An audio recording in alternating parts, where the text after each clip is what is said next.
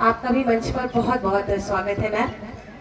इसके बाद मैं आमंत्रित करूंगी प्रतिष्ठित लेखिका, उपन्यासकार, एक्टिव फेमिनिस्ट राइट एक्टिविस्ट के जिनके उपन्यास शर्मिष्ठा और स्टापू ने बहुत चर्चा बटोरी है, अनुशक्ति सिंह जी, कृपया मंच पर पधारें। ब्रॉडकास्ट मीडिया और कम्युनिकेशन प्रोफेशनल के तौर पर काम करते हुए आपको बीबीसी, सुलभ इंटरनेशनल, रेडियो नीदरलैंड और जी मीडिया के साथ काम करने का भी बहुत बड़ा अनुभव है, जिसके लिए आपको प्रतिष्ठित युवा पुरस्कार, विद्यापति पुरस्कार, अमर उजाला, शब्द सम्मान, थाप से सम्मानित किया गया है। अनुशक्ति सिंह जी का मंच पर बहुत बहुत स्वागत है, अभिनंदन है। और मैं हमारी अगली वक्ता प्रोफेसर निशी पांडे जी को बहुत ही आदर सम्मान के साथ मंच पर आमंत्रित करूंगी। लखनऊ शहर में कौन ऐसा है जो प्रोफेसर निशी पांडे मैम को नहीं जानता? तो पहले तो तालियां बजा दी जाए जोरदार। आप एमेरिटस प्रोफेसर हैं लखनऊ यूनिवर्सिटी में, एक प्रखर और मुखर वक्ता हैं, आयरन लेडी के नाम से हम सब आपको जानते हैं। प्रोफेसर निशी पांडे जी महिला सशक्तिकरण के लिए अपनी आवाज सदैव बुलंद रखने के लिए मशहूर हैं। आपका बहुत बहुत स्वागत है, अभिनंदन है। और मैं मंच पर आमंत्रित करूंगी इस सत्र को मॉडरेट करने के लिए नीलू व्यास जी को। आप एक वरिष्ठ पत्रकार हैं और समसामयिक विषयों पर लिखती रहती हैं। मैं चाहूंगी कि जोरदार तालियां आपके लिए बजा दी जाएं। आप पब्लिक इंडिया की होस्ट हैं, आप फेडरल होस्ट हैं, तो आपका मंच पर बहुत बहुत स्वागत है।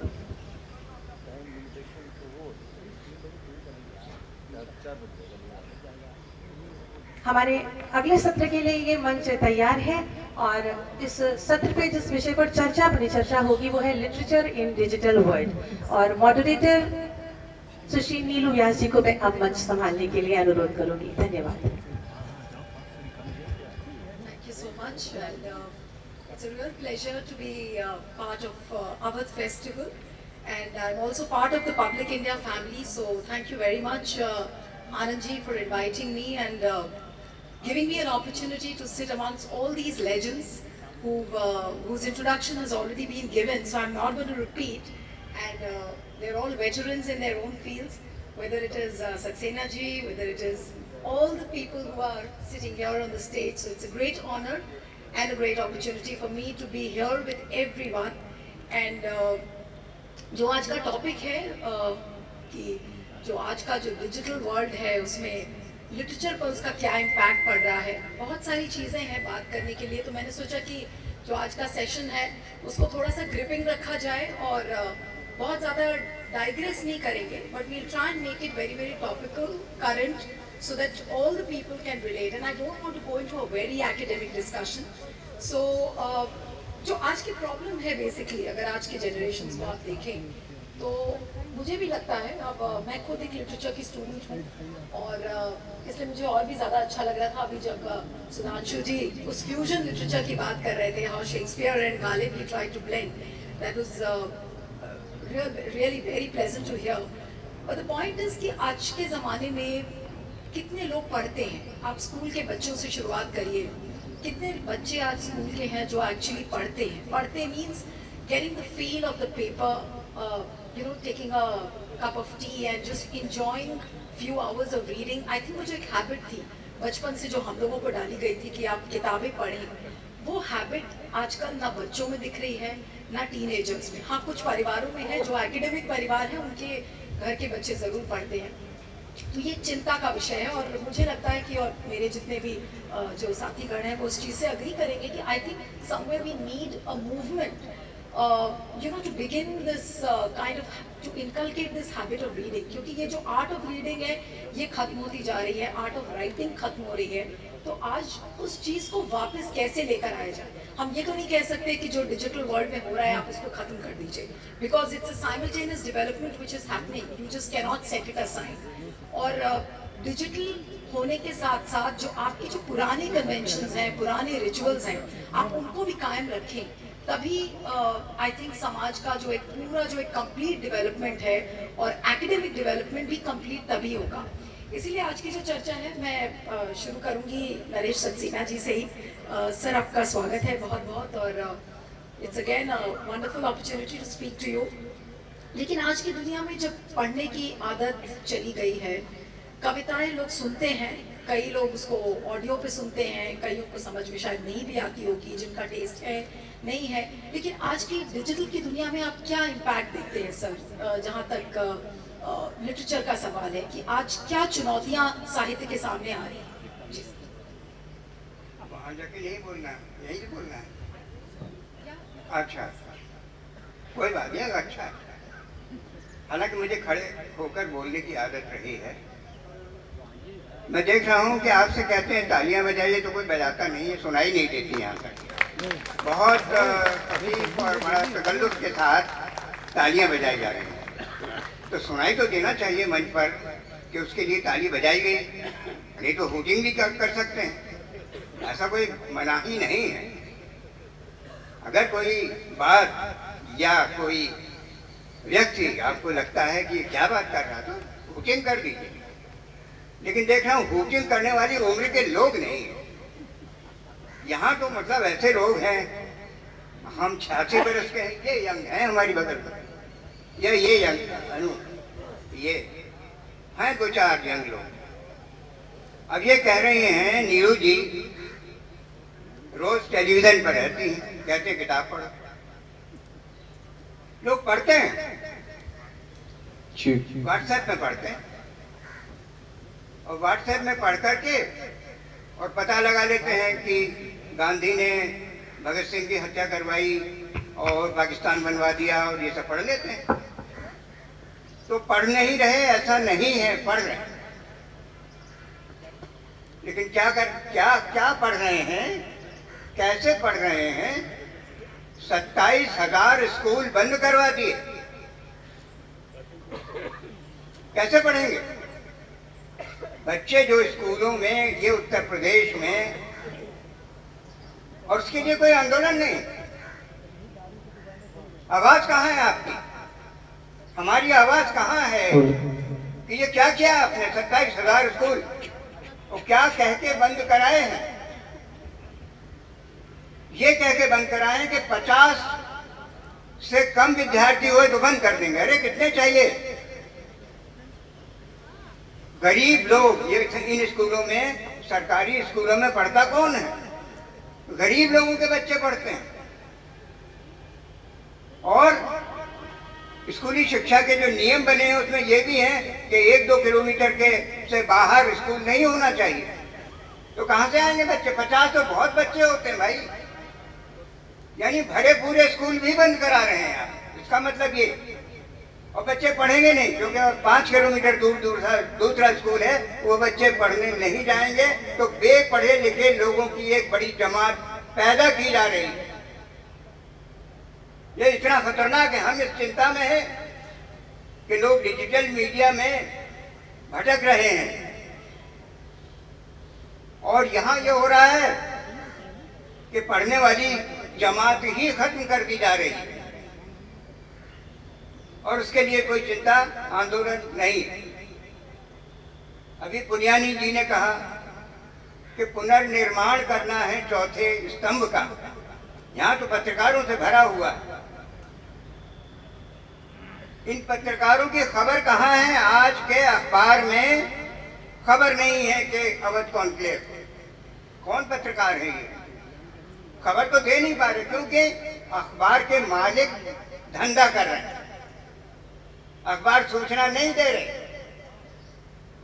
आज के अखबार में मैंने 2 अखबार देखे, हिंदी का भी देखा, इंडियन एक्सप्रेस देखा, सारे पन्ने पलट लिए। हिंदुस्तान भर के लोग आए हुए हैं, बड़े बड़े लोग आए हुए हैं, लखनऊ शहर के बड़े लोग हैं यहाँ आने वाले, लेकिन खबर नहीं है। तो कैसे पत्रकार हैं? बंदी पत्रकार हैं, नौकर पत्रकार हैं। और अखबारों पर कब्जा जो है कारपोरेट का है, बड़े बड़े धनपतियों का है, जिनका काम पैसा कमाना है, खबर देना नहीं। पढ़ लिए, स्कूल बंद है, अखबार कब्जे में है। और जो डिजिटल मीडिया है, डिजिटल मीडिया का खतरा बहुत बड़ा है। वो खतरा ये है कि यहाँ पर कोई व्याख्यान दे रहा है, बहुत से लोग अपना मोबाइल देख रहे हैं। मोबाइल का ऐसा ऐसा क्या कहें उसको, एडिक्शन भी है। और उन्हें लगता है पता नहीं कोई बड़ी खबर छूट ना जाए, कहीं कोई हमारा कितने लाइक आ गए, हम जल्दी से देख लें, फलां ने लाइक किया है कि नहीं ये तो देख लें, इसमें फंसा हुआ है। तो ये डिजिटल मीडिया जो काम कर रहा है साहित्य के साथ में, वो एक और बड़ी बड़ी दुर्घटना की तरह सामने आ रहा है। लेकिन ये समझ लीजिए कि जिंदगी से जाने वाला नहीं है ये टेक्नोलॉजी वापस नहीं जा सकती, ये तो आ गई है और आ गई है और जाएगी नहीं, और खतरे की घंटी बजा रही है। तो क्या करना है, इसका सामना करना है, इसका मुकाबला करना है। इसके मुकाबला करने के लिए एक बहुत बड़े संगठन की जरूरत है। तो ये संगठन बनेगा कि नहीं, पत्रकारों का चौथा स्तंभ जिंदा रहेगा कि नहीं, वो कभी मालिक भी बनेगा कि नहीं, कि उसके पास अपनी एक चैनल होगी, उसके पास अपना एक अखबार होगा, बड़ा अखबार होगा। अभी क्या हुआ, उसके फायदे भी हैं। देखिए अभी क्या हुआ, एनडीटीवी पर कविता कौन पढ़ता है? कविता की किताब छपती है तो पता लगता है 600 का एडिशन हुआ और 10 साल तक बिकाई नहीं। कोई पढ़ने वाला नहीं है कविता को, क्योंकि कविता मोबाइल पे पढ़ रहे हैं सब लोग, कविताएं देख के कविताएं लिखी जा रही हैं। क्रिएटिविटी है नहीं उसमें, संवेदना है नहीं उसमें, सौंदर्य है नहीं उसमें, स्टेटमेंट्स हैं। क्यों? अब ये जो पढ़ा जा रहा है इतना सारा, वो फेक है, कुछ नहीं है, किताबें बिक नहीं रही। लेकिन एनडीटीवी पर एक कविता के लिए आधा घंटा टाइम निकल आता है। ये कविता कौन सी है? ये बच्चा लाल, कोई बच्चा लाल उनका उपनाम भी है जिनका हम जानते नहीं ठीक से। बच्चा लाल उन्मेष की कविता है और एनडीटीवी उस पर प्रियदर्शन और पता नहीं कौन कौन बैठ करके उसकी चर्चा कर रहे हैं। ये क्या हो गया बच्चा लाल, ये कौन सा कवि आ गया? कविता है, कौन जात हो भाई? दलित हैं साहब? नहीं, वो दलितों में किस में आते हो? आपकी गाली में आते हैं साहब, आपकी झूठी थाली में आते हैं साहब, आपकी गंदी नाली में आते हैं साहब। नहीं नहीं, वो मतलब हिंदुओं में तो आते हो ना? हाँ आते हैं साहब, जब आपका प्रचार करते हैं, चुनाव होता है तो हिंदुओं में भी आ जाते हैं। ये क्या खाते हो? आपकी गाली खाते हैं सर। क्या पीते हो? उनका घूंट पीते हैं साहब। क्या करते हो? आपको सलाम करते हैं साहब। नहीं, मेरा मतलब कुछ दारू और मुर्गा। हाँ साहब, दारू मुर्गा मिलता है, खाते हैं आपके चुनाव के प्रचार में। हाँ, ये कविता ऐसे व्यक्ति की है जिसे कोई जानता नहीं, जिसकी कोई किताब नहीं, और वो कविता वायरल हो जाती है, लाखों लोग उसको पढ़ रहे हैं और टेलीविजन चैनल मजबूर है कि उस कविता को लाए।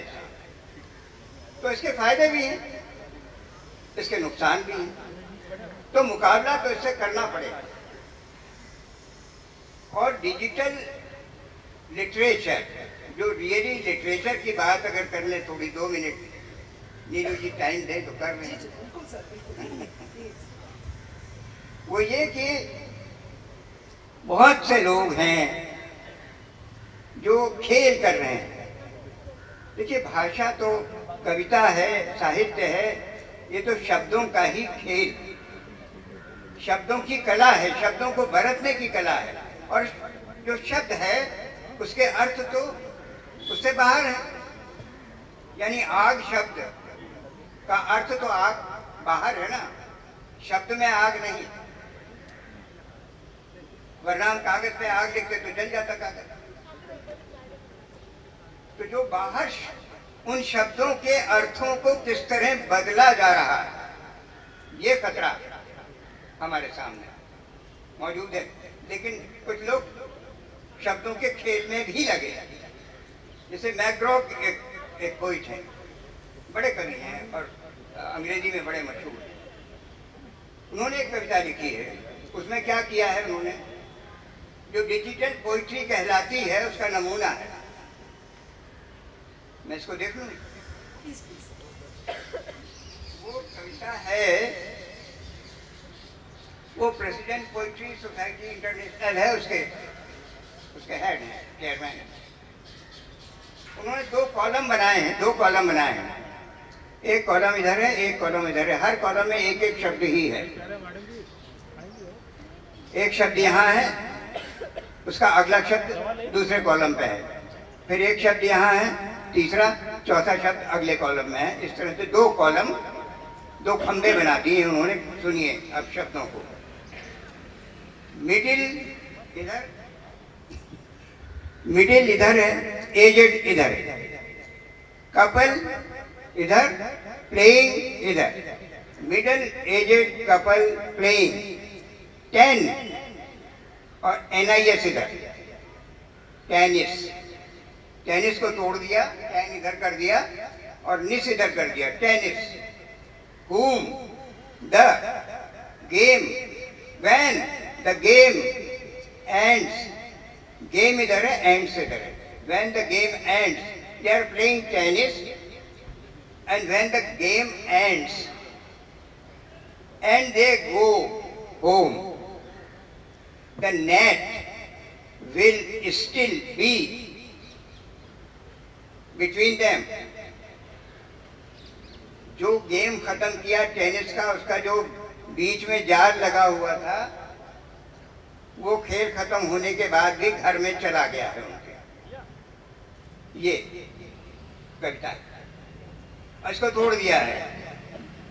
विल स्टिल बी, बिटवीन का बी ई इधर है और ट्वीन इधर है। ये कविता है और ये बहुत बड़ी कविता मानी जा रही है। ये बड़ा डिजिटल प्ले कर करके शब्दों को खड़ा कर देना है, बड़ा कर देना है, छोटा कर देना है, शब्दों को के साथ साउंड लगा देना है, इमेज लगा देना है। ये तमाम सारी चीज़ें बहुत बहुत बड़ा क्रिएशन कर सकते हैं। सिनेमा की तरफ जा रहा है ये धीरे धीरे। इमेज, साउंड और लय और संगीत जो है उसके साथ लगा दीजिए, शब्दों के साथ में, तो सिनेमा की तरफ जा रहा है। और वो सिनेमा हमको अवेलेबल है। शब्द नाच सकते हैं, लेकिन उसके बगल में नाचते हुए नंगे स्त्री पुरुष भी दिखाई दे सकते हैं। क्योंकि ये जो मीडिया है, वो चाहे फेसबुक हो और चाहे ट्विटर या कोई भी हो, जो कुछ भी है, ये सारा का सारा जो एलन मस्क हैं या जो मार्क जुकरबर्ग हैं, ये हमारे लिए नहीं काम कर रहे हैं, ये भी धंधा कर रहे हैं, बहुत बड़ा धंधा कर रहे हैं। और ये उनके वो सरकार के सेवा में लगे हुए हैं। वो चाहे ट्रंप हो, चाहे नरेंद्र मोदी हो, उनकी सेवा में है। तो क्या कर लेंगे आप?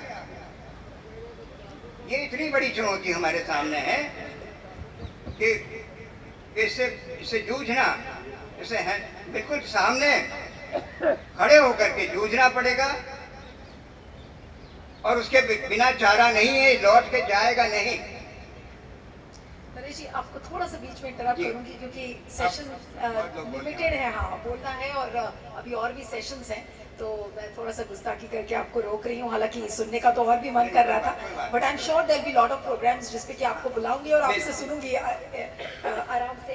लेकिन मैं विद्या जी के पास आती हूँ कि जिस चुनौती की बात अभी सक्सेना साहब कर रहे थे कि भाई एक चुनौती है, और मुझे लगता है कि डिस्टॉर्शन कहीं ना कहीं हो रहा है, लैंग्वेज का डिस्टॉर्शन। डिजिटल वर्ल्ड में लैंग्वेज किस तरीके से डिस्टॉर्ट हो रही है। आप कहीं पे कॉमा लगा देंगे, कहीं पर एक्सक्लेमेशन मार्क लगा देंगे, वो चीज़ें बदल जाती हैं और अल्टीमेटली जो उसका इंटरप्रिटेशन या तो जो मैं कह रही थी कि डिस्टॉर्शन लैंग्वेज का जो हो रहा है, आपने कहीं पर कॉमा लगा दिया, कहीं पर फुल स्टॉप लगा दिया, ये कहा कि भाई डिजिटल वर्ल्ड में आपको एक वर्ड लिमिट है जिसके अंदर आपको एक थंबनेल बनाना है, आपको टाइटल देना है। Digital world is all about that, how gripping your thumbnail can be.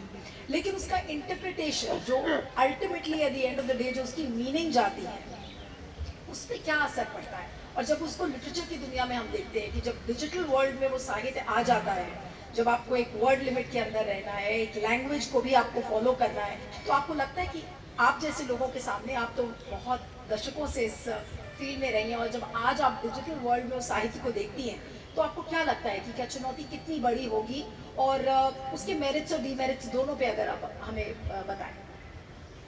धन्यवाद। अभी आज का जो विषय है साहित्य डिजिटल वर्ल्ड में, इस पर आपने भी चिंता व्यक्त की और हमारे आदरणीय भाई नरेश सक्सेना जी ने उन खतरों से आगाह किया जो आने वाले हैं। इसमें भाषा का खतरा भी है। भाषा जिस तरह मिश्रित हो रही है, उसके व्याकरणिक जो उसको शार्ट करने में व्याकरण के दोष आ रहे हैं, इसका प्रभाव हमारी नई पीढ़ी पर पड़ रहा है। अब बच्चे पूरा वाक्य नहीं बोलते, एंथ्रोपोलॉजी का एंथ्रो कर दिया, इस तरह मतलब चाहे अंग्रेजी हो चाहे हिंदी हो, तो ये प्रभाव तो पड़ रहा है, बुरा प्रभाव पड़ रहा है। इसकी ओर चिंता करने की ज़रूरत है, और ये चिंता लिखित भाषा में ही व्यक्त की जा सकती है, अधिक समझाई जा सकती है।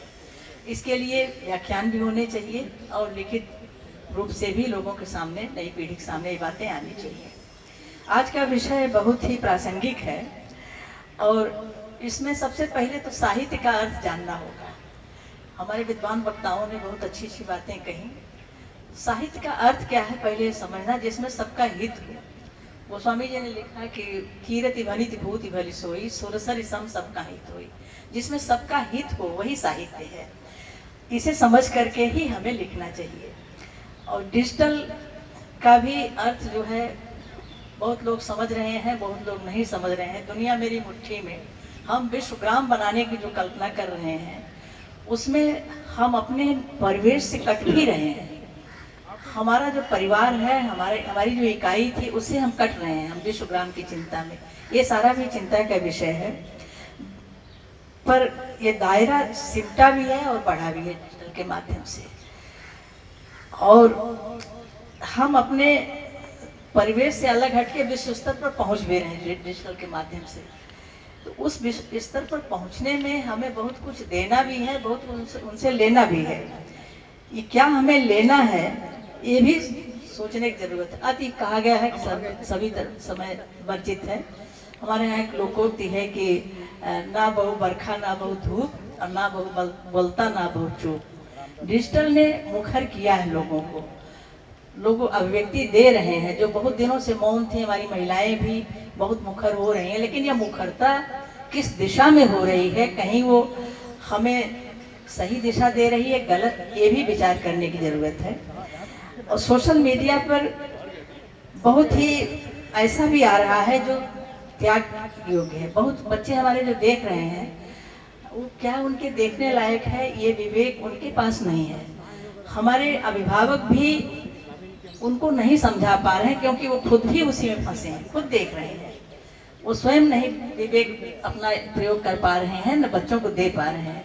मेरी एक मित्र ने बताया कि हमारे बच्चे सोशल मीडिया पर कुछ बात कर रहे थे, तो एक कोड उन्होंने बना रखा है। जब मैं पीछे जाके खड़ी हुई तो उसमें आया कि माँ पीछे खड़ी है, और झट से उन्होंने उसको बंद किया और बदल दिया। इस तरह के कोड हैं जो, ये बहुत ही खतरनाक स्थिति आ रही है सामने। उससे डॉक्टर भी चिंतित हैं और समाज भी चिंतित है, साहित्यकार भी चिंतित हैं। तो ये चयन कौन करे? पहले पाठ्यक्रम में चयन करने का एक होता था कि ये पाठ्यक्रम बच्चों को पढ़ना है। इसमें कोई प्रतिबंध नहीं है कि हमारे बच्चे क्या पढ़ें, क्या देखें। कोई इस पर भी रोक होनी चाहिए कि क्या उसमें दिया जाए। इस पर कोई आचार संहिता बननी चाहिए कि डिजिटल मीडिया से जो आ रहा है उस पर रोक कैसे लगाई जाए। हम पहले पढ़ते पढ़ते सोते थे, अब मोबाइल सिरहाने रख के सोते हैं। उसका भी कितना उसकी नुकसान पहुंच रहा है। ये भी विज्ञान बहुत प्रगति करता है, प्रगतिशीलता की ओर ले जाता है, समृद्धि भी देता है, लेकिन जब विज्ञान अहित करने लगे तो भस्मासुर हो जाता है। भस्मासुर यही वरदान मांगा था कि मैं जिसके ऊपर हाथ रख दूं वो जल जाए, तो खुद ही उसने अपने ऊपर हाथ रख दिया और जल गया। आज वही स्थिति है। इसलिए इस विज्ञान को, इस सोशल मीडिया को ये हमेशा ध्यान में रखना होगा कि हमें क्या, 2-3 बातें मैं बहुत संक्षेप में कहूंगी।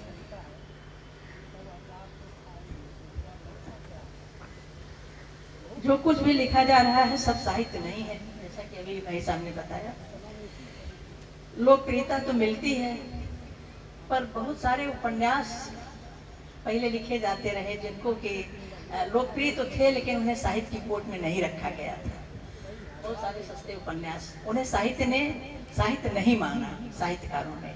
तो उसका भी आज समय है कि उसकी ओर हम देखें कि ये लोकप्रियता कहीं हमारे साहित्य को कितना विकार की ओर ले जा रही है। अब प्रबुद्ध समाज का समय कितना खर्च होता है केवल प्रस्तुत सामग्री को ही नहीं, उनके कमेंट्स पढ़ने में।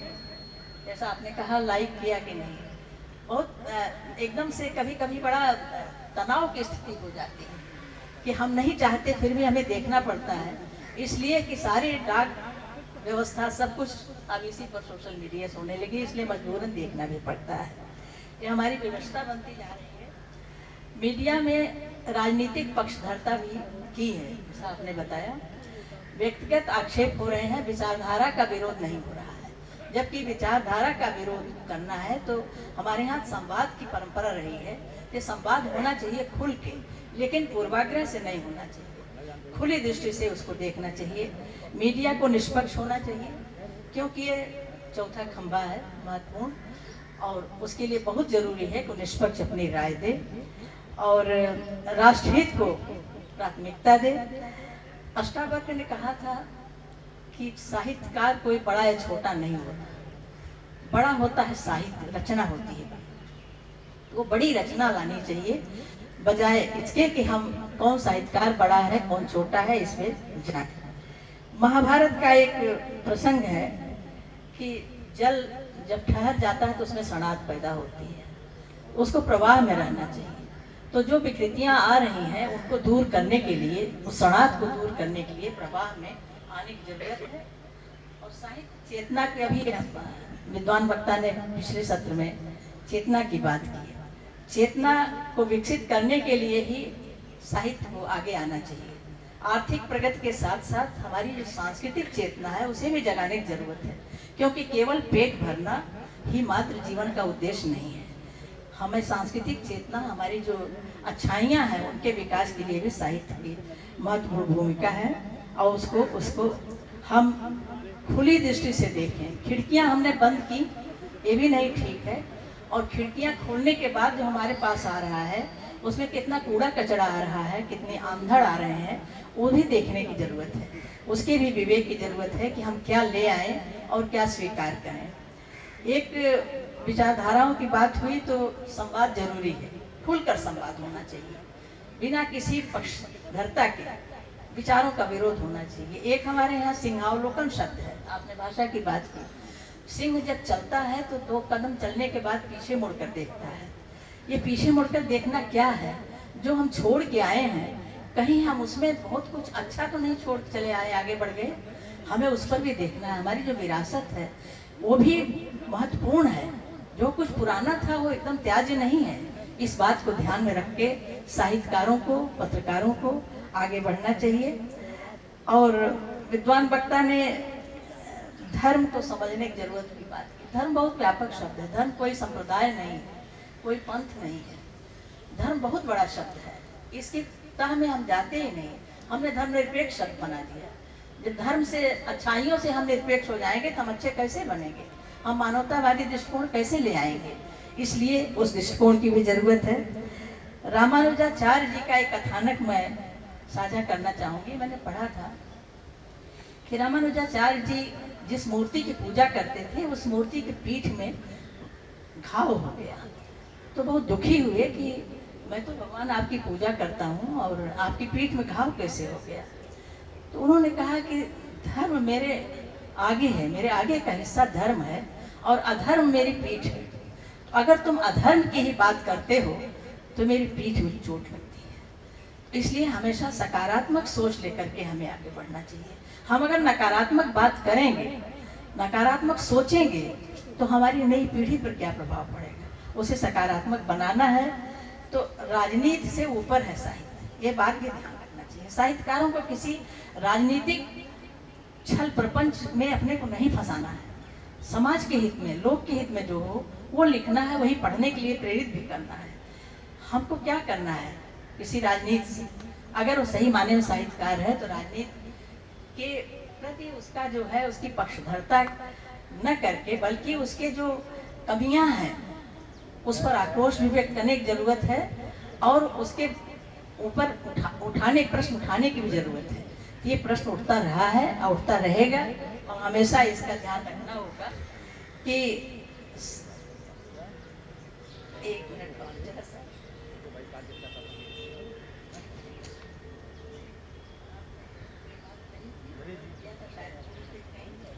तो इस तरह की चर्चाएं होनी चाहिए। और राजनीति से कैसे बचेंगे? नहीं, राजनीति से बचने की बात नहीं दे रही ना, वो तो हर नहीं, हमारे मैं जीवन पर- मैं देखिए, उसी नहीं, point मैंने पे ये आ नहीं रही कहा। मैं भी उसी राजनीति point पे को अपने ऊपर हावी नहीं होने देना है। राजनीति अगर गलत कर रही है तो उसके ऊपर हस्तक्षेप, अपना विरोध दर्ज करना जरूरत है, लेकिन व्यक्तिगत आक्षेप के साथ नहीं, बल्कि विचारधारा के ऊपर उसे सुझाव देना है। वो कैसे लोकहित में उसमें क्या परिवर्तन होने चाहिए, साहित्यकार का दायित्व है वो बताएं। नहीं, विद्या जी आप एकदम ठीक कह रही हैं। और जो आपने संवाद की बात की है, आपने एक और बात ये भी कहा कि भाई पीछे मुड़ के देखने की जरूरत है। हाँ। लेकिन जो करंट रेजीम है उसमें जो साहित्यकार हैं उनके लिए कितनी बड़ी चुनौती है। जी। क्या आज कोई भी साहित्यकार पीछे मुड़कर देखता है? सबसे बड़ा तो सवाल ये जी। है, क्या हम संवाद कर रहे हैं? नहीं। क्या ये बात है? जी। संवाद तो कहीं हो नहीं रहा है। संवाद के लिए सारे दरवाजे मोदी सरकार ने बंद कर दिए, और मुझे तो कहने में कोई गुरेज नहीं। हम रोज ये इसको लेकर कार्यक्रम करते हैं कि किस तरीके से मुझे याद है कोविड के समय में गुजरात की जो पोएट थी, उन्होंने एक नंगा राजा नाम की कविता लिखी थी। क्या हुआ? उनको कोई पुरस्कार मिलने वाला था, उनको उस पुरस्कार से हटा दिया गया। तो कहने का मतलब ये है, आपने बिल्कुल सही कहा कि जो साहित्यकार हैं उनको राजनीति के ऊपर होना है। लेकिन लिटरेचर में कहा जाता है कि literature is a mirror to life, कि जो भी आपकी जिंदगी में हो रहा है वो लिटरेचर है। तो अगर उस परिप्रेक्ष्य में देखेंगे तब तो आपको राजनीति की भी बात करनी है, आपको समाज की भी बात करनी है, सारी बातें करनी जी, पड़ेगी। राजनीति को भी साहित्य से लेने की जरूरत है। राजनीति एक समय में था कि राजनेता और साहित्यकार और पत्रकार ये सब अलग अलग नहीं थे। राजनेता साहित्यकारों से, पत्रकारों से संवाद करते थे, उनसे राय लेते थे। उस दिन को फिर से लौटाने की जरूरत है, और उसके लिए हमें साहित्यकारों को, पत्रकारों को भी अपने को तैयार करना है कि हम कैसे समझाएं। बिल्कुल। केवल आलोचना करके नहीं हो सकता, उसके लिए सुझाव भी देने होंगे, कैसे समाज सुधरेगा, कैसे स्थितियां बदलेंगी, ये जरूरी है। नहीं, बिल्कुल। और ये बहुत अच्छा पॉजिटिव नोट पर मैं आगे अगले स्पीकर पे जाऊंगी। आपने जो बात कही कि सॉल्यूशंस निकालने की जरूरत है। हम रोज आलोचना तो करते हैं कि भाई सरकार हमें पनपने नहीं दे रही है, साहित्यकारों को जेल भेज रही है, एक्टिविस्ट को जेल भेज रही है, लेकिन सॉल्यूशंस क्या होने चाहिए? अब मैं अनुशक्ति के पास आती हूँ। अनुशक्ति, आपके बारे में सब लोग बहुत जानते हैं। आपने बहुत ही ऐसी बातें आपने लोगों को बताई हैं जिसके बारे में कई बार बातचीत हो चुकी है।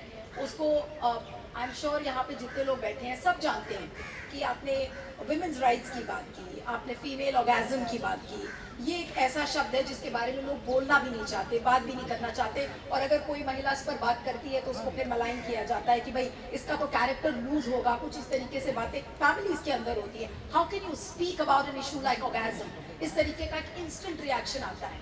लेकिन अगर ये टॉपिक्स, अगर आप इसको साहित्य का हिस्सा बनाएं तो कैसा होगा? आज हम सिर्फ डिबेट्स में देख रहे हैं, इसको चर्चाओं में देख रहे हैं कि अनुशक्ति सिंह इस पर बात कर रही है। She is coming as an outlier in the society, she has the guts, she has the gall to talk about things like female orgasm. अच्छी जो मॉडर्न फैमिलीज हैं उनमें महिलाएं ये बात नहीं करती हैं। तो आज इस चीज के बारे में ओपन और खुला संवाद कैसे हो, महिलाएं अपने इनहिबिशंस छोड़कर कहीं और आगे आए, इस पर बात करें, तो उसको हम एक लिटरेचर का हिस्सा कैसे बना सकते हैं? जी नीलू जी, बहुत शुक्रिया, और इस प्लेटफॉर्म का भी शुक्रिया कि इसकी शुरुआत साहित्य पर बात करने से हुई, वो भी डिजिटल स्पेस में। आपने बड़ा मौजूद सवाल पूछा कि ऑर्गेज्म पर बात करनी हो तो इसको साहित्य का हिस्सा कैसे बनाया जा सकता है।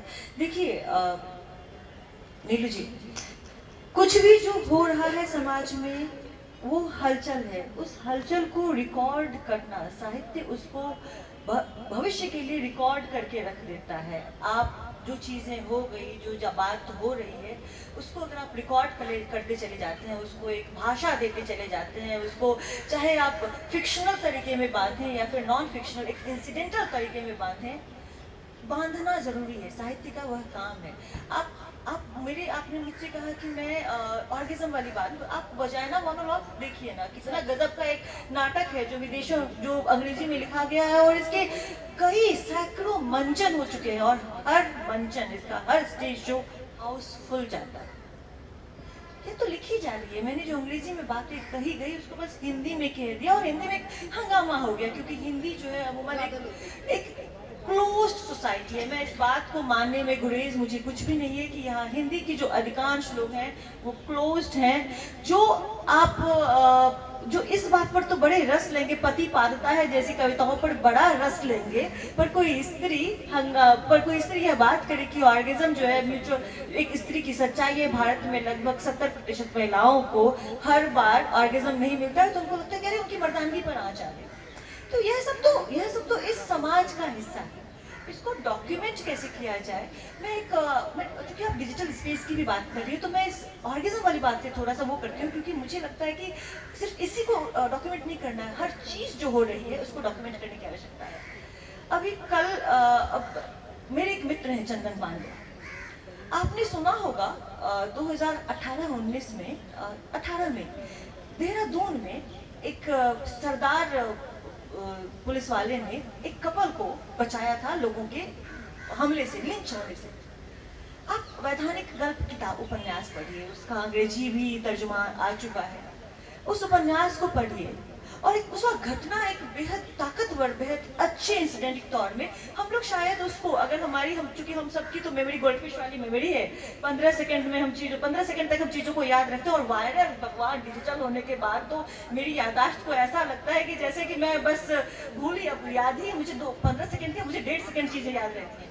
पर इन घटनाओं को कैसे जानकारियों में, कैसे दिमाग में, कैसे इतिहास में संजोया जाए, क्योंकि उस पुलिस वाले की नौकरी चली गई, कोई उसके बारे में खबर रखने नहीं जा रहा है। He is a hero, but hardly anybody knows about, no generation is talking about him. उसको हीरो बनाए रखने का जिम्मा उठाता है एक साहित्यकार, मेरी उम्र का एक उपन्यासकार जो एक किताब लिखता है वैधानिक गल्प। इसी तरह से साहित्य को हम जो वर्तमान है, जो समसामयिकी है, उसको सहेजते हैं रही। और अब मैं अपने वरिष्ठों की, नरेश सर हैं, मतलब मैम है, ऋषि मैम है, तो मैं अपने वरिष्ठों को सुन रही थी और मैं जानती हूँ कि जो हमारे वरिष्ठ हैं वो डिजिटल स्पेस से बड़े चिढ़े हुए हैं, गुस्से में हैं। बहुत लाजिम भी है, क्योंकि वहाँ पर हर तरह की चीज़ जो है वायरल हो जा रही है। बहुत अच्छी कविता का जिक्र किया सर ने, बच्चालाल उन्मेष की कविता का जिक्र। कितने लोगों में क्या डिजिटल स्पेस से पहले हम सोच सकते थे कि यह कविता इस तरह से बाहर आएगी? कौन जात हो, एक बहुत आम सा सवाल है। लोग मुझसे पूछ लेते हैं सिंह हो, कौन सी वाली सिंह हो? उनको सिंह में भी बड़ी सारी दिक्कतें होती है। अरे सरदार वाली सिंह तो नहीं है, या फिर वो जो जबरदस्ती सिंह लगाते हैं वो तो नहीं, भूमियार तो नहीं है। अच्छा राजपूत हो क्या? राजपूत हो तो कौन सी वाली राजपूत हो? आप इस सवाल से हर रोज डील करते हैं। और आप सोचिए, जो समाज की सबसे लोअर पेडिस्टल पर एक लड़का खड़ा है, एक लड़की खड़ी है, वो तो लड़का, उस लड़के ने अपनी बात लिखी, उस लड़के से ज्यादा खराब स्थिति उस लोअर पेडिस्टल पर जो लड़की है उसकी होती है। कौन जात हो? अच्छा बेहतरानी हो तो क्या हुआ, थोड़ा सा आओगी मेरे साथ? She deals with it every fucking day. I'm sorry for I'm using this foul word, but it is a bitter reality. I think let's stop calling it foul now. If it's an open platform to talk, let's stop calling it foul. I think then I own it. Then I own it. That's my individual opinion. Then I own it. Own it with the Niloji. The comment. So every fucking day, I'm sorry again. हर दिन उस लड़की को इससे deal करना पड़ता है। उस कविता को वह लड़का प्लेटफॉर्म पर ले जाता है, उसके जैसे बहुत सारे लोग उसको बल देते हैं। ये डिजिटल का सुख है। समुद्र मंथन, मैं इसको ना समुद्र मंथन काल की तरह देखती हूँ। समुद्र मंथन हो रहा है, विष निकल रहा है, अमृत निकल रहा है। अमृत के लिए तो लड़ाइयाँ होंगी ही, क्रेडिट के लिए लड़ाइयाँ होती हैं। विष को होल्ड कौन करेगा? वहाँ पर जरूरत साहित्यकारों की आ जाती है कि हम हलाहल को, यहाँ हर साहित्यकार को शिव बनना पड़ेगा। और शिव इसलिए नहीं बनना पड़ेगा कि उनको हलाहल, उनको इसलिए बनना पड़ेगा क्योंकि उनको समाज को एक दिशा देनी है, उनको राजनीति में अपना एक सघन हस्तक्षेप करना है, उनको अशोक वाजपेयी नरेश सक्सेना बनना है और खुल करके अपनी बात कहनी है। उनको अनुशक्ति की तरह गालियां भी खानी आनी चाहिए। And then they should be doing it. समसामयिकी में अगर साहित्य निकल करके सामने नहीं आएगा, एक ऐसे स्पेस में खड़े हैं जहां पर आप देखिए ना कि हम लोग जो बोलने वाले लोग हैं उनकी रीच ट्रिपल कर दी गई है। 2 लोग, जहां मेरे पोस्ट को हजारों लोग पढ़ते थे, राकेश पाठक जी हैं यहाँ पर बताएंगे, इनकी पोस्ट को इतने सारे लोग, इनको तो ये कहा इन्होंने कि ये जाएंगे अहमदाबाद, इनको पुलिस वाले इनको पकड़ करके ले गए। तो यहाँ पर जो हमारे बोलने पर हमें डंडे दिखाए जाने लगे हैं, मुझे कई बार थ्रेट कॉल्स आ चुके हैं हर तरह से, तो उस वक्त बहुत आवश्यक ये हो जाता है कि हम और भी बात को और भी जोर से कहें और अगर हम उसको सिर्फ कहें ही नहीं, अपने लेखन में दर्ज करते चले जाएं। और एक बहुत सुंदर बात, डिजिटल का थोड़ा सा मैं हट रही हूँ, आगे बढ़ रही हूँ, एक बहुत सुंदर सी बात बताती हूँ। मेरी एक नीस है जो कि सहरसा में रहती है, साहित्य से कोई लेना देना नहीं है उसका। कल उसने कविता, कल पुल पे खड़ी थी, एक फोटो लगाई उसने लिखा, सर सुनिएगा, पुल पार करने से केवल पुल पार होता है, नदी पार नहीं होती। हमने पूछा ये तुमने कहाँ पढ़ा भाई? तो वो हमने पुल डाल करके वो कविता डाली, तो ये कविता निकल करके सामने आई। तो ये नरेश सर की कविता है और साहित्य का ये डिजिटल वर्ल्ड का एक बेटर एस्पेक्ट है।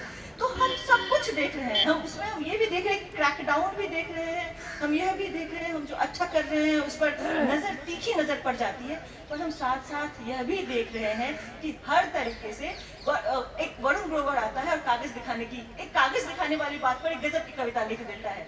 गोरख पांडे की कविता अचानक से वो वायरल हो जाती है। यह सुबह की बात है, बड़ी सुंदर सी, बहुत अचानक से वायरल हो जाती है। तो डिजिटल जो है वो हर तरह की बात को एक स्पेस दे रहा है, वो दर्ज कर रहा है समसामयिकों को, इतिहास से भी पॉइंट लेकर के, भविष्य के लिए भी तैयार करके। एक छोटा सा एग्जांपल मैं बिली एलाइश का दूंगी। ट्रंप साहब अभी अमेरिका के प्रेसिडेंट चुने गए हैं, मेरिल स्ट्रीप उनकी इज्जत अफजाई कर चुकी है 2015-16 में, पर बिली एलाइश 23 साल की लड़की है, बिल्कुल 23 साल की लड़की, बहुत ही वोकल लड़की है। अभी पता है उन्होंने परसों एक कॉन्सर्ट में खुल करके कहा कि अगर आपके साथ बुरा होता है तो मैं समझती हूँ आपके साथ बुरा हुआ है, मैं उम्मीद करती हूँ कि जो आपका अपराधी है वह देश का राष्ट्रपति नहीं चुना जाएगा, लेकिन तो यह ताकत है। उसकी बात को शायद भविष्य में उड़ा दिया जा रहा है, वो तो पॉप स्टार है, पर उसने एक बहुत साहित्यिक बात कह दी। साहित्य वह है जो समाज पर गहरी पैनी नजर रखता है और उसके अकॉर्डिंग अपने कमेंट करता है। कमेंट का मतलब आलोचना ही नहीं, एक अपनी तीक्ष्ण टिप्पणी देना होता है। यह साहित्य है और डिजिटल स्पेस में इसके तमाम एस्पेक्ट्स हैं। इसी के साथ अपनी बात खत्म करती हूं। सही बात कहा कि बोलना ज़रूरी है, और आज जो इस तरीके का मंच है जिस पर की एक अपॉर्चुनिटी मिली है सबको बोलने की, हर इशू को हम उठाने की कोशिश कर रहे हैं। तो आज पब्लिक इंडिया पे आई एम श्योर ये प्रोग्राम सारा लाइव जा रहा है, जब आप लोग सब विद्यमान लोग यहाँ पे बैठे हुए हैं। लेकिन अब मैं निशी जी के पास आऊँगी कि उस चर्चा को ख़त्म करना है, मेरे पास ये भी टाइम लिमिट है कि 3:30 तक ख़त्म करना है, आगे का सेशन है तो अभी है 3:15 बजे। I have 15 minutes, so we can just quickly have a second round also. Nishi ji, मैं अब आपके पास आऊँगी। Day in and day out you are dealing with the text, you are dealing with the audio, हर चीज़ पर आप एक गहन मंथन कर रही हैं। आज लिटरेचर को डिजिटल स्पेस में आप कैसे देख रही हैं, और क्या चीज़ आपको सबसे ज़्यादा चिंताजनक लगती है कि आज की पीढ़ी के लिए वो सबसे बड़ी चुनौती क्या है? देखिए, मैं 40 साल से तो अंग्रेज़ी साहित्य पढ़ा रही हूँ और हिंदी बोल लेती हूँ, संस्कृत पढ़ लेती हूँ, समझ लेती हूँ। सबसे बड़ी बात यह है कि अगर आज जो बच्चे आ रहे हैं विश्वविद्यालयों में, मैं साहित्यकार नहीं हूँ, मैं पब्लिश नहीं हूँ, लिखती हूँ और पब्लिश नहीं हूँ। तो प्रॉब्लम क्या है कि भाषा, चाहे वो हिंदी हो चाहे वो अंग्रेजी हो, भाषा से बच्चे दूर हो गए। They can't write one single line of English straight or one single line of Hindi straight. आप कहें कि इस एप्लीकेशन को तुम हिंदी में लिख दो तो भी उसमें ग्रामेटिकल एरर्स। मैं मानती हूँ as a teacher of literature, मैं हर वक्त जब साहित्य पढ़ाती हूँ तो मैं कहती हूँ तुम ये बताओ कि साहित्य क्यों पढ़ाया जाए, पहले यही तो बताओ। विश्व के कोई भी विश्वविद्यालय में आप चले जाएं, साहित्य का डिपार्टमेंट ज़रूर होगा, चाहे उसके अंदर फिजिक्स का डिपार्टमेंट ना हो, सोशियोलॉजी का ना हो, साहित्य का होगा। बिकॉज साहित्य, literature is the only humanising discipline. उससे आप किस तरह के मनुष्य बन रहे हैं, वो मानवीय क्या है, what is human in you, वो समझना, वैल्यू सिस्टम डेवलप करना, वैल्यूज कौन सी हैं जो ह्यूमन वैल्यूज मानी जाए। इतनी बड़ी बड़ी बातें कही गई, मैं उस पर I accept everything that has been said, but जब आप स्टूडेंट्स को हैंडल कर रहे हो, जब साहित्य पढ़ा रहे हैं, साहित्य प्लेजर के लिए भी पढ़ा जाता है, क्योंकि उसके अंदर आपकी अपनी संवेदनाएं, आपकी अपनी आकांक्षाएं, आपके अपने दुख, आपके अपने जो कटुता है, जो कुछ भी है, एंजाइटीज है, डिस्पेयर है, हर चीज रिफ्लेक्टेड है। और जब वो रिफ्लेक्ट होता है तो आप जब उसको पढ़ते हैं तो उससे आपको जो एक सीख मिलती है, जिसको हम लोग कहते हैं कि ट्रेजेडी पढ़ के आप एक ट्रेजेडी देखते हैं, आप रोते हैं, हाँ, यू कॉल दैट, उसको हम लोग, अब एरिस्टोटेलियन शब्द में बताएं तो कैथारसिस, ये क्लेंजिंग होती है। तो साहित्य में और फिर प्लेजर आता है, तो हम बच्चों को समझाते हैं प्लेजर क्यों आता है, क्योंकि आपके मन में जो भी कुंठा थी, कोई भी प्रॉब्लम थी, उसका सुलझाव मिलता है, you get an idea, you get a solution, आप किसी और तरफ सोचने लगते हैं। It's cathartic, it cleanses you, it teaches you, it gives you values. Having said this, साहित्य की अपनी जगह आप ये भी कहते हैं कि देखिए, नॉवेल जो है या शॉर्ट स्टोरी जो है वो बहुत बाद में आई है, तो जानर्स बदलते रहते हैं। मेरा कहना है कि जो डिजिटल वर्ल्ड में जब आप आएंगे तो जो पुराने टेक्स्ट है वो अवेलेबल है, अभी उन्होंने बताया कि सब अवेलेबल है, आप the click of a button. तो मैं तो मानती हूँ कि पढ़ाने के वक्त हम लोग के लिए बहुत सहज हो गया। पहले बच्चे कहते थे मैडम ये टेक्स्ट नहीं मिलती, तो वो टेक्स्ट नहीं मिलती, सब मिलती है, चले जाओ वहाँ। The digital world has libraries, विश्व की सबसे बड़ी बड़ी लाइब्रेरीज के सारे टेक्स्ट अवेलेबल हैं। तो जब ये आपके ऊपर है कि आप उस मीडियम को, माध्यम को कैसे यूज करें। जहाँ तक एक प्रॉब्लम है कि किस तरह के मटेरियल क्रिएट हो रहा है, उस पर मैं एक छोटी सी बात ये कहना चाहूँगी। तो मैंने बच्चों से कहा है, कुछ नहीं कर सकते हो, ऑडियो सुन लो भैया। कहानी पढ़ने में अगर कठिन न लग रहा है तो ऑडियो सुन लो, ऑडियो बुक से बुजुर्ग लोग उसको सुन सकते हैं, जो ब्लाइंड है वो सुन सकते हैं। The digital revolution has made things very easy for handicapped people, for people who have no access, easy access to everything that is good and bad. Now the choice is yours, कि आप अच्छा पक्ष उठाएं या बुरा उठाएं, तो आपको चुनना है। माता पिता को सजग होना है। मम्मी पीछे खड़ी है तो मम्मी को बेटे से ज़्यादा उस्ताद होना चाहिए। मुझे याद है कि मैं मिल्स एंड बून की रोमांस नॉवेल्स आती थी, हम लोग जब कम उम्र थे तो पढ़ते थे। अब अम्मा मेरी जो थी वो, हम गुस्सा है कि तुम खाने के टाइम पढ़ती हो, लेकिन मेरी मदर हर वक्त मेरी उस किताब को लोकेट करके फाड़ने में सफल हो जाती, हम कहीं छुपा दें। सो द मदर, मेरा कहना ये कि हमारी जनरेशन को we have to become a little alert कि क्या कर रहा है बच्चा। द टाइम इज चेंजिंग, आप ये नहीं कह सकते ये मेरे समय का नहीं है, मुझे सीखने की जरूरत नहीं।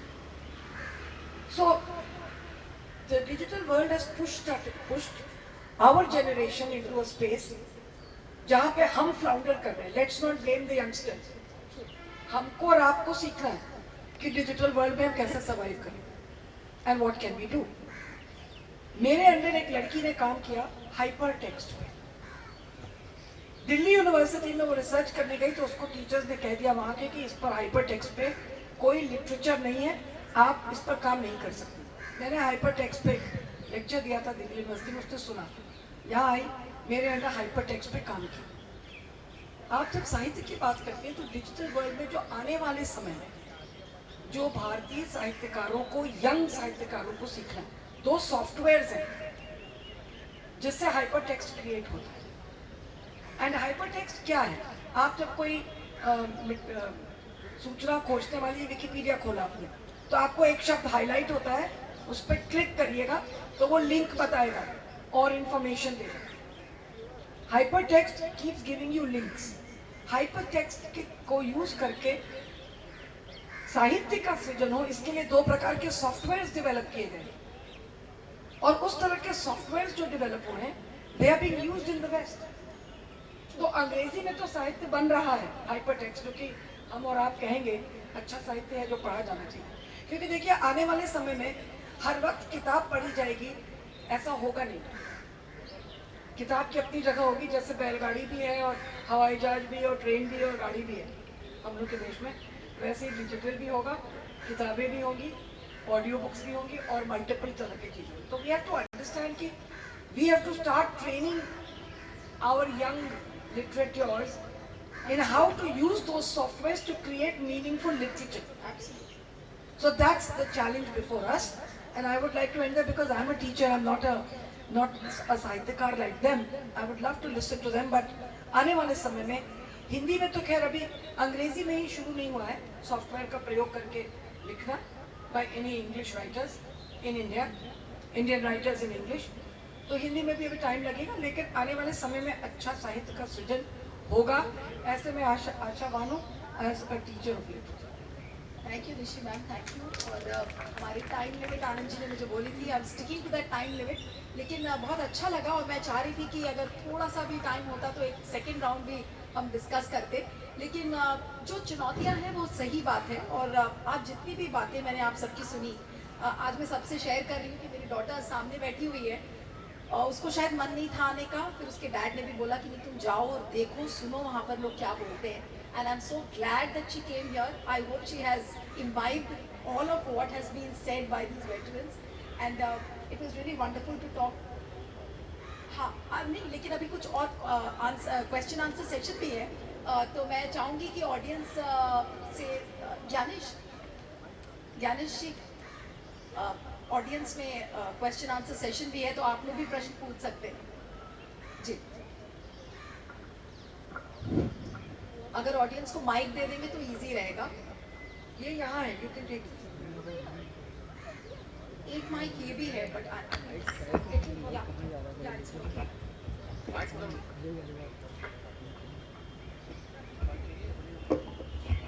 हाँ, अगर हाथ उठा लेंगे तो फिर इजी होगा। Yes Yes, if there is a question, I'm sure there will be questions. आज हम संवाद की बात कर रहे हैं, डायलॉग की बात कर रहे हैं, तो I'm sure सवाल तो पूछे जाने चाहिए।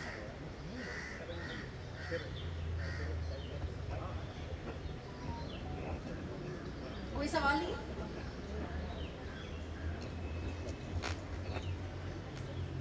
अच्छा, मुझे लग रहा है आज कोई सवाल नहीं है, तो जी 1 मिनट सक्सेना साहब कुछ आप सब लोग सहमत हैं जो बातें कही गई हैं और कोई सवाल मन में आपके नहीं है।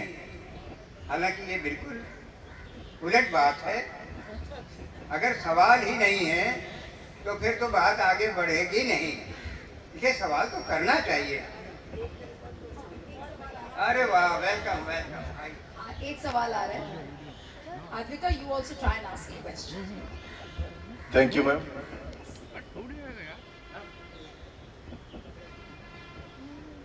बहुत अच्छी बात हो रही है और मैं समझता हूँ शायद कि जिस वर्ग के लिए बात हो रही है वो वर्ग यहाँ पे नहीं है। हम चिंता जरूर हमें है, हर पेरेंट्स को चिंता है अपने बच्चों की, कि जो डिजिटल मीडिया के माध्यम से जो बच्चों को कंट्रोल किया जा रहा है, उनके दिमाग को कंट्रोल किया जा रहा है, वो वर्ग यहाँ पे नहीं है। बट हम अपने घर में तो इंटरेक्ट तो करते ही हैं उनसे, हमारे साथ के उनसे पढ़ते हैं, तो बहुत कुछ सीखने को मिलता है। लेकिन एक बहुत ही मैं समझता हूँ कि खतरनाक जो स्टेज है चाइल्डहुड से, माफ कीजिएगा, हमारी जो माएँ हैं यंग्स अपने बच्चों के हाथ में, क्योंकि उनके हाथ में खुद मोबाइल है और बच्चों को कार्टून पे लगा के उनको भी थोड़ा फुर्सत मिल जाती है। और वो बच्चे इस तरह आदी हो चुके हैं स्क्रीन के कि आप ये समझिए कि उनकी अपनी सोचने समझने की जो सलाहियतें हैं वो खत्म होती जा रही हैं और एक अलग तरीके की बीमारी बच्चों के अंदर पैदा हो रही है, जो डॉक्टर्स आजकल एडवाइस कर रहे हैं बच्चों को मोबाइल से दूर किया जाए। तो इसमें हमारे माओ का भी बहुत बड़ा रोल है कि वो बच्चा अगर रो रहा है तो उसे चुप कराने के लिए उसके हाथ में कार्टून पेश कर दिया जाता है। तो ये इस चीज को तो अपने हाथ में है। अभी तो बड़े बच्चों को संभालने की बात तो दूर की है, पहले तो जो बिल्कुल समझ बच्चे हैं उनको कंट्रोल तो कर सकते हैं हम ना, from very beginning. Thank you. आपका जो सवाल है, I think Anushakti wants to जी आंसर। सर, आपकी इस पूरी बात में, आपकी बात मैंने बड़ी तफसील से सुनी, बड़ी शांति से सुनी। आपकी इस पूरी बात में मुझे लगा जो बच्चे बिगड़ रहे हैं उसका दोष माँओं पर। आपने उस माँ की स्थिति देखी है? Have you ever wondered कि उस माँ ने क्यों वो फोन उस बच्चे के हाथ में थमाया? और जब हम एक्चुअली होता क्या है ना कि जब हम अपने पर्सपेक्टिव से सोचते हैं तो हम जो सामने वाला क्यों और कैसे कर रहा है उस पर्सपेक्टिव को भूल जाते हैं। आई प्रिटी अग्री विद यू कि फोन बच्चों को नहीं दिया जाना चाहिए। मेरा बेटा 12 साल का है, उसके हाथ उसको वीकेंड में फोन मिलता है, वो भी 2 महीने से नहीं मिल रहा है और रोज लड़ता है मेरे से। मेरे पास वो स्पेस है उसको फोन नहीं देने का, क्योंकि I am a single surviving mother, मैं अपनी मालिक खुद हूँ। पर उसी माँ को जब आप एक फैमिली सेटअप में ले जाते हैं, एक ग्रॉस फैमिली सेटअप में ले जाते हैं जहाँ पे एक मदर अपनी माँ ही अपने बच्चे को संभाल रही है, घर के बाकी चोर्स कर रही है, वहाँ पे पिताजी घर आते हैं, पैर फैलाते हैं, टेबल पे रखते हैं, अखबार पढ़ते हैं, फोन देखने लग जाते हैं, गेम खेल, अरे क्या कर रहे हो, अरे तुम ये गेम खेल लेने दो ना, ये खबर सुन लेने दो ना। Where does that mother stand? Before you put a blame on a mother for giving that phone to her children, please think about that mother कि उसका अपना स्पेस कहाँ है, वो कहाँ पर है, वो कैसे काम कर रही है। Where is she? आप उसको clutter out कर दीजिए, वो भी अपने बच्चे को clutter out कर देंगे sir. Look for the origin of issue, समस्याएं खुद ब खुद खत्म होती चली जाएंगी। शुक्रिया। कोई और सवाल? हाँ, मेरे ख्याल से गरीब बच्चे नहीं बिगड़ रहे। गरीब बच्चों के घर में स्मार्टफोन नहीं है। एक रिक्शे वाले के पास या सब्जी के ठेले वाले के पास या और जो मजदूरी कर रहा है 400-500 रुपए रोज की, इसे काम भी नहीं मिल रहा रोज, वो 5000 का स्मार्टफोन खरीद नहीं पाता। उनके बच्चे नहीं बिगड़ रहे, बच्चे हम लोगों के बिगड़ रहे हैं। बिल्कुल सही कह रहे हैं। ये तो चॉइस की बात है कि आप अपने बच्चों को क्या देना चाह रहे हैं। और मैं अनुशक्ति से बिल्कुल अग्री करती हूँ कि before you start blaming the lady of the house, let's all introspect as to what the other members of the family are doing, how much are they helping the ladies. क्योंकि कई बार ये बिल्कुल सही बात है कि कई घरों में मेल्स आराम से बैठ के गेम खेल रहे होते हैं या फिर वो टीवी देख रहे होते हैं, और बेचारी महिला खाना भी बनाती है, वो बच्चों को भी देखती है, उसको पढ़ाती भी है, और फिर कहा जाएगा अरे तुमने कैसे बच्चे के हाथ में ये मोबाइल दे दिया। तो ये बात मैं बिल्कुल अग्री करती हूँ, and I'm quite on the same page with what Anushakti is saying. You want to make a final comment? I wanted to make a comment that Yes. instead of blaming a woman, which we actually he didn't mean to say Yeah, that, he I didn't mean guess. that. Yeah. बात यह है कि माता पिता दोनों को ये निर्णय लेना होगा कि बच्चे को कब टेलीफोन दिया जाए या न दिया जाए। एक और बात मैं कहना चाहती हूँ जो इंटरेस्टिंग है, कंट्रोल तरीके से अगर आप उनको कार्टून देखने देते हैं, बच्चे बहुत सारी इंटरेस्टिंग एक्टिविटीज़ है जो बच्चों के लिए स्पेशली कार्टून्स बन रहे हैं आजकल, वो बहुत ही इंफॉर्मेटिव है और एजुकेशनल भी है। आप उनको टेलीफोन पर ना देके टीवी पे लगा देती है माँ, वो टीवी पे देखता है तो फोन पे देखना तो आँख खराब होगी, लेकिन टीवी पे देखते हैं। I find them very smart and I realise कि कई बार अपने छोटे से ग्रैंडसन, मेरे भाई का जो छोटा ग्रैंडसन, उससे हमने पूछा कि तुमने इतना स्मार्टली कहाँ से किया? बुआ वो तो उस पर आता है, मैंने कार्टून में देखा। So they learn also, it's informative also, it's educational. ये ब्राइट साइड है। But ये the digital important thing is the digital world is changing the way you teach children. Digital world में आपको एक अच्छी नई पेडागॉजी आ रही है जिससे आप बच्चों को शिक्षण में यूज कर रहे हैं। बात यह है कि हम लोग, जो मैंने बात पहले कही फिर कही, हम लोग डरते हैं अपनी डिजिटल वर्ल्ड से। हमें अपने आप को देखना, हमें चेंज करना। Let's not blame the children, let's blame ourselves. I think at the end of the session I would just want to say कि फ्यूजन हर चीज़ में ज़रूरी है। डिजिटल का कन्वेंशनल जो पैटर्न्स हैं, कन्वेंशनल फॉर्म्स हैं, मुझे लगता है कि ये फ्यूजन बहुत ज़रूरी है और बैलेंस बनाकर चलने की ज़रूरत है, क्योंकि बैलेंस जहाँ पर बिगड़ेगा वहाँ पर बर्बादी की जो सीमा है वो शुरू हो जाती है और वहीं पे चीज़ें बिगड़ने लगती है, फिर फैमिली भी ख़राब होती है, समाज भी ख़राब होता है, तो वो बैलेंस की ज़रूरत है। और मुझे लगता है जो विद्या जी कह रही थी कि सॉल्यूशंस कैसे लेकर आए, उस पर बहुत ज़रूरी है बात करना। कुछ कहना चाहते थे, कुछ कहना चाहती थी मैं। हाँ हाँ, please go ahead. I am here. Okay, I cannot locate. Okay, Oh, okay, yes, we'll look please. it up. Go ahead, go ahead. I'm Anjali. I'm Dr. Anjali Nigam. Well, I'm into corporate trainings and consulting, but my main area of work as my CSR, corporate social responsibility की तरह जो मैं करती हूँ, वो ये है, सक्सेना साहब की तरफ ये है, बट थोड़ा सा मैं ये बताना चाह रही थी कि मैं क्या कर रही हूँ, और फिर जो आपने फरमाया था उसकी तरफ क्वेश्चन को ले जाना चाहती हूँ, और उस मुहिम को अब मैं चाहती हूँ आप शुरू करें, जिसमें मैं भी जुड़ूंगी। वो जो मैं क्या कर रही हूँ कि ये जो हमारे urban not so privileged children हैं, उनके लिए मैं नीम स्कूल चलाती हूँ 2010 से। नीम स्कूल नीम के पेड़ के नीचे स्लम के बीच में मोस्ट नॉन थ्रेटनिंग एनवायरनमेंट में सिर्फ वैल्यू एजुकेशन, और वो भी sir story telling, music, jingles इनके द्वारा, और उसमें बड़ा सिंपल सा 7 स्टेप प्रोसेस बनाया है हमने, जिसमें वो बच्चे अपने आप जो सीखते हैं वो इम्प्लीमेंट करते हैं और दूसरों को बताते हैं जाके। तो वो वैल्यू मल्टीप्लायर कब बन जाते हैं और उनसे हम कितना सीखते हैं।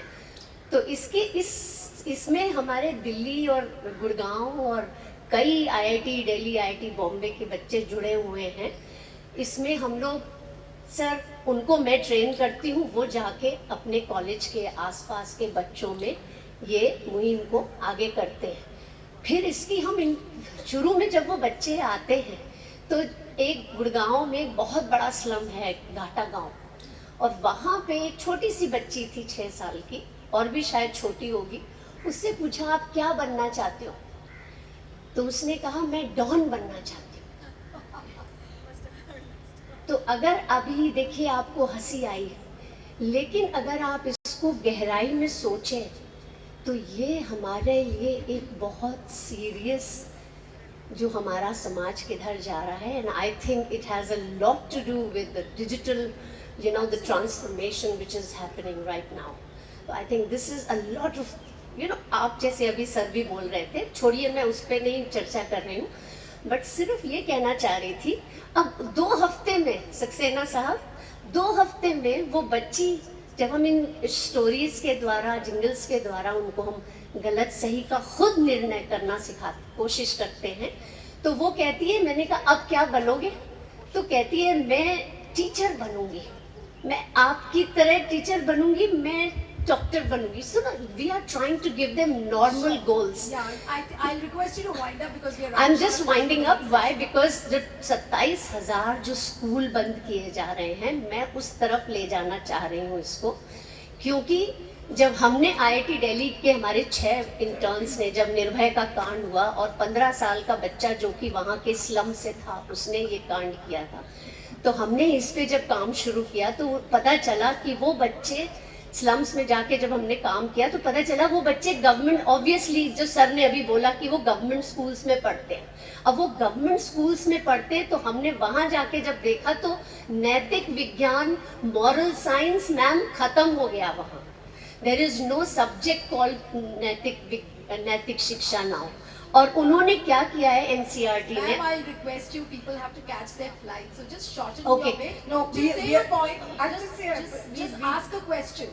मैं चाहती हूँ कि आप जो ये 27,000 स्कूल बंद हो रहे हैं, उनका जो आपने यहाँ आवाज हमारे लिए बहुत अच्छा किया कि you have tried to sensitise us. I want you to start a muhim on this, and I will be the first one to help, join this. So thank you so much. You can just leave your numbers. I'm sure these people will be having your numbers. Yeah, and You can deep touch base. appreciation for the work you've done, but I think we're really running short of time, and in another session people are waiting. Yeah. Thank you very much. Thank you so much. Thank you all of you. Saxena Saab, Vidya ji, Anushakti, Rishi. Yeah. बहुत बहुत धन्यवाद। और इस सत्र